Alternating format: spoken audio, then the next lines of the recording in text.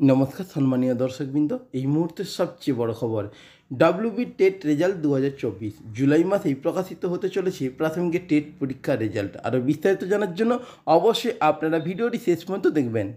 দীর্ঘ অপেক্ষার পর অবশেষে নতুন খবর সামনে এলো পশ্চিমবঙ্গ টেট পরীক্ষার্থীদের জন্য। শিক্ষক নিয়োগ দুর্নীতি নিয়ে বিভিন্ন সময়ে রাজ্যের পরিস্থিতি উত্তাল হয়েছে, কিন্তু এখনও পর্যন্ত স্থায়ী সুরাহা পাওয়া যায়নি। এদিকে প্রাথমিক এবং উচ্চ প্রাথমিক বিদ্যালয়গুলিতে কবে হবে নিয়োগ, সেই আশায় বসে আছেন চাকরি প্রার্থীরা। এই পরিস্থিতি দীর্ঘ 6 মাস আগে প্রাথমিক টেট পরীক্ষা বা টিচার এলিজিবিলিটি টেস্ট নেওয়া হয়েছিল প্রাথমিক শিক্ষা পর্ষদের পক্ষ থেকে। সেই পরীক্ষার ফলাফল কবে প্রকাশ করা হবে সেই বিষয় নিয়ে উৎকণ্ঠায় দিন কাটাচ্ছেন চাকরি প্রার্থীরা। এই বিষয় সংক্রান্ত নতুন আপডেট আশায় এবার কিছুটা আশার আলো দেখছেন চাকরি প্রার্থীরা। 2022 সালের তুলনায় 2023 সালে টেট পরীক্ষার্থীদের সংখ্যা প্রায় 50% কম গিয়েছিল।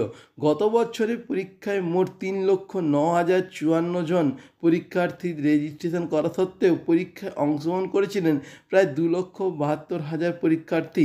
2022 সালে যেখানে টেট পরীক্ষার্থীদের সংখ্যা ছিল প্রায় 6 লক্ষেরও কাছাকাছি, তবে 2023 সালে টেট পরীক্ষায় কেবলমাত্র ডিএলএড উত্তীর্ণরাই পরীক্ষা দেওয়ার সুযোগ পেয়েছেন। তাই পরীক্ষার্থীদের সংখ্যা বেশ কিছুটা কমে গিয়েছে বলে অনুমান করা গিয়েছিল।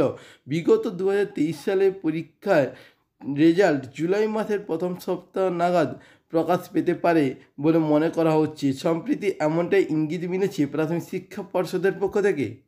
গত 7ই মে প্রাথমিক শিক্ষা পর্ষদের পক্ষ থেকে টেট পরীক্ষার অ্যান্সার কি প্রকাশ করা হয়েছিল। 10ই মে থেকে 9ই জুন মধ্যরাত পর্যন্ত এই উত্তরপত্রকে চ্যালেঞ্জ জানানোর জন্য সুযোগ ছিল পরীক্ষার্থীদের হাতে।